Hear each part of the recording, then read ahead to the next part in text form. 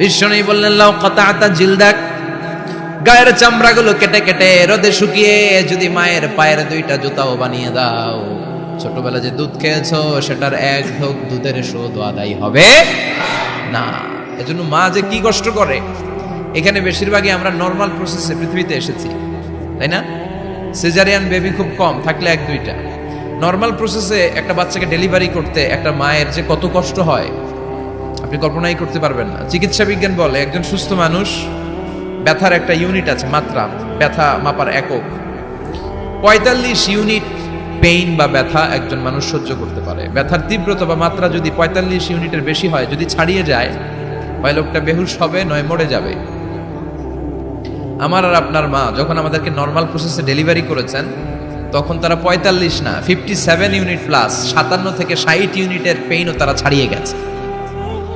57 ইউনিটেরও বেশি ব্যথা তারা সহ্য করেছে, যেটা কোনো অ্যাক্সিডেন্টে আপনার দেহের 206টা হাড্ডি আছে তো 20টা হাড্ডি একসাথে কোনো অ্যাক্সিডেন্টে ভেঙে গেলে যত ব্যথা তার চেয়েও বেশি ব্যথা। এজন্য মায়ের মনে কষ্ট দেয়া যাবে? মায়ের মনে কষ্ট দিয়ে জীবনে কেউ সফল হতে পারে নাই। সাইয়েদনা মূসা আলাইহিস সালাম আল্লাহর একবার জিজ্ঞেস করলেন, আল্লাহ মাইয়া কুনু জালিসি ইয়াউমাল কিয়ামা, আল্লাহ আমার সাথে কিয়ামতের দিন জান্নাতের সাথী কে হবে? আল্লাহ বললেন, জালিসুকা ফিল জান্নাতি জাজ্জা, তোমার সাথী হবে কিয়ামতের দিন বিচার শেষে জান্নাতে যখন ঢুকবা, তোমার সাথী হবে একজন কসাই। কসাই চিনেন? কি করে? গোশত কাটে। সাইয়েদনা মূসা আলাইহিস সালাম অবাক হলেন, ঘটনা কি? কসাই? আমি হইলাম নবী আর আমার সাথে জান্নাতে থাকবে? How come it's possible? এটা কিভাবে সম্ভব? আল্লাহ বললেন, নিজেই দেখে আসো এটা কেমন কসাই। সাইয়েদনা মূসা আলাইহিস সালাম ছদ্মবেশে কসাইয়ের দোকানে দাঁড়িয়ে রইলেন। দেখলেন স্পেশাল বিশেষ কোনো আমল নাই, কসাই শুধু গোশত কাটে, গোশত বিক্রি করে। দিন শেষে দোকান বন্ধ করে প্যাকেটের ভেতরে গোশত নিয়ে বাড়িতে রওনা হয়েছে। বাড়ির ভেতরে ঢুকে যাওয়ার পর সাইয়েদনা মূসা আলাইহিস সালাম ঘরের দরজার কড়া নাড়লেন। কসাই বলে, মান আনতা, তুমি কে? মূসা আলাইহিস সালাম বললেন, আনা মুসাফির, আমি মুসাফির, থাকার জায়গা নেই, আপনি যদি থাকার জায়গা দেন আপনার বাড়িতে থাকবো। কসাই বলে, আসেন। সাইয়েদনা মূসা আলাইহিস সালাম ঢুকলেন। কসাই বলে, এই ঘরে একটু থাকেন, ওই ঘরে আমার একটু কাজ আছে।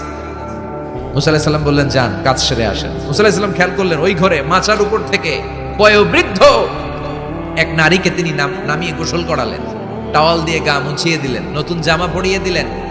এরপর দোকান থেকে আনা সুন্দর গোশতের টুকরাটারে নিজ হাতে কেটে রান্না করলেন। তারপর রুটি বানালেন, আর গোশত আর রুটি হাতে নিয়ে ওই মহিলার মুখে তুলে দিচ্ছেন। মহিলা খাচ্ছে, খায় আর বিড়বিড় করে কি যেন দোয়া পড়ে। সুবহানাল্লাহ পড়বেন না? ওই মহিলাকে খাওয়ানোর পরে কসাই সাইয়েদনা মূসা আলাইহিস সালামকে মেহমান হিসেবে খাবার নিয়ে আসলেন। বললেন, ও পথিক, খাবার খান, সকালবেলা আপনিও চলে যাবেন, আমিও যাব আমার দোকানে, খেয়ে আপনি ঘুমিয়ে পড়েন। মূসা আলাইহিস সালাম বললেন, ততক্ষণ পর্যন্ত তোমার আনা খাবারে আমি হাত দিব না যতক্ষণ না তুমি বলবা ওই মহিলাটাকে। কসাই বলে, হাদিহি উম্মি, এটা আমার মা। হাদিহি উম্মি, এটা আমার মা। এই দুনিয়া এই মা ছাড়া আমার কেউ নাই, আমিও ছাড়া আমার মায়ের কেউ নাই। তাই প্রতিদিন দোকানের কাজ শেষ করে গোশত এনে রান্না করে আমার মারে আমি খাওয়াই। হাদিহি উম্মি, এটা আমার জনম দুঃখিনী মা। সাইয়েদনা মূসা আলাইহিস সালাম, বুঝলাম তোমার মা, কিন্তু তুমি যখন রুটি তোমার মায়ের মুখের ভেতরে তুলে দিচ্ছিলে, তোমার মা বিড়বিড় করে কি যেন পড়লো, কি পড়ে তোমার মা? কসাই বলে, আমার মায়ের একটা পাগলা দোয়া আছে। কি দোয়া? আমি জানি কশিন কালো এই দোয়া কবুল হবে না। আবেগের বশবর্তী হয়ে প্রতিদিন আমার মা আমার খেদমতে আমার উপর এত সন্তুষ্ট হয়ে যায়, এত খুশি হয়ে যায়। আমার মা প্রতিদিন বলতে থাকে, আল্লাহুম্মা জাআল ইবনি জালিসা মূসা ইয়াউমাল কিয়ামা। ও আল্লাহ, আমার ছেলের খেদমতে আমি এত সন্তুষ্ট, আমার ছেলের উপর আমি এতটাই রাজি খুশি। শুনেছি এই জামানার সবচাইতে বড় পয়গম্বর, বনি ইসরাইলের সবচাইতে বড় নবী, ওই নবীর নাম নাকি মূসা। ও আল্লাহ, আমি এত কিছু জানি না, এত কিছু বুঝি না, এত কিছু চাই না, তোমার দরবারে শুধু একটাই চাওয়া, একটাই ফরিয়াদ, তুমি আমার ছেলেরে কিয়ামতের দিন মূসার সাথে হাসর নসিব করে দিও। আমার ছেলে কসাই ছেলেটারে তুমি মূসার জান্নাতের সাথী বানিয়ে দিও। আল্লাহুম্মা জাআল ইবনি জালিসা মূসা ইয়াউমাল কিয়ামা। জালিস মানে ফ্রেন্ড, বন্ধু। আল্লাহ, জান্নাতে আমার ছেলেরে তুমি মূসার বন্ধু বানিয়ে দিও। মূসা আলাইহিস সালাম এবার বুঝতে পারলেন। তিনি বললেন, ঘটনা তো এই জায়গায় এতক্ষণে বুঝতে পেরেছি, কেন আমার সাথে মুসাফির মুফাসসির যাবে না, হাফেজে কোরআন যাবে না, শহীদরা যাবে না, ওলিরা যাবে না, নবীরা যাবে না, আমার সাথে জান্নাতে যাবে কসাই। এটা মায়ের দোয়া। কার দোয়া? মায়ের দোয়ার দরকার আছে না নাই? অনেক পাওয়ারফুল মায়ের দোয়াটা। বুলেট মারলে বুলেট মিস হয়, মায়ের দোয়া মিস হয়? ড্রোন হামলা করলে ড্রোন হামলা মিস হয়ে যেতে পারে, কিন্তু মায়ের দোয়া কোশ্চিনকালে মিস হয় না। চিল্লায় বলেন ঠিক কি না? মায়ের দোয়াটাও কবুল, বদদোয়াও কবুল। ভয়ঙ্কর কিন্তু। মা দোয়া করলে কবুল হয়, কিন্তু বদদোয়া করলে কবুল হয় না। এরকম হলে it was not a big deal, এটা বড় সমস্যা ছিল না। কিন্তু দোয়া করলেও যেমনি কবুল, বদদোয়াটাও কবুল। এজন্য খবর আছে না নাই? এজন্য মায়ের কাছ থেকে সবসময় দোয়া নিতে হবে। দোয়া নিতে রাজি আছেন? আমাদের সমাজে এরকম অনেক ধরনের কুসংস্কার। 2 কলা খেলে 2 বাচ্চা হয়, তাই না? আসলে কি কথাটা ঠিক? বাচ্চা একটা হবে না 2টা হবে, ছেলে হবে না মেয়ে হবে, এটা কে দেয়? আবার অনেকের মাথার চুলের মধ্যে 2টা গিট থাকে, আছে না নাই? 2 গিট থাকলে কয় তোর 2 বিয়া, 3 গিট থাকলে 3 বিয়া, গিট নাই কয় তোর বিয়া নাই, আছে না নাই? এগুলো মুসলমান বিশ্বাস করতে পারে? মুসলমান বিশ্বাস করে একজনকে, তিনি কে? তো এই 3 ফল এটা খেলে মানুষ পাগল হয়ে যায় না, এটা স্বাস্থ্যকর একটা খাবার। বাংলাদেশের 3 আর আরব দেশের 3 এর পার্থক্য আছে। আরব দেশের 3 খুব সুস্বাদু। তো এই 3 এর নামে আল্লাহ একটা সূরা দিলেন। সূরার নাম হচ্ছে সূরাতুত তিন। সূরার নাম এরকম অনেক নামে আল্লাহ সূরা দিয়েছেন। খেয়াল করে দেখবেন, মানুষের নামে সূরা দিয়েছেন, সূরাতুল ইনসান, সূরাতুন নাস। আবার ইন্ডিভিজুয়াল 6 জন পুরুষ মানুষের নামে সূরা দিয়েছেন, 6 জন নবীর নামে, একজন ওলির নামে। সূরা হুদ, সূরা ইউসুফ, সূরা ইউনুস, সূরা মুহাম্মদ, সূরা ইব্রাহিম, সূরা নূহ, আছে না নাই? আবার সূরা লোকমান, আছে না নাই? মানুষের নামে সূরা, তাই না?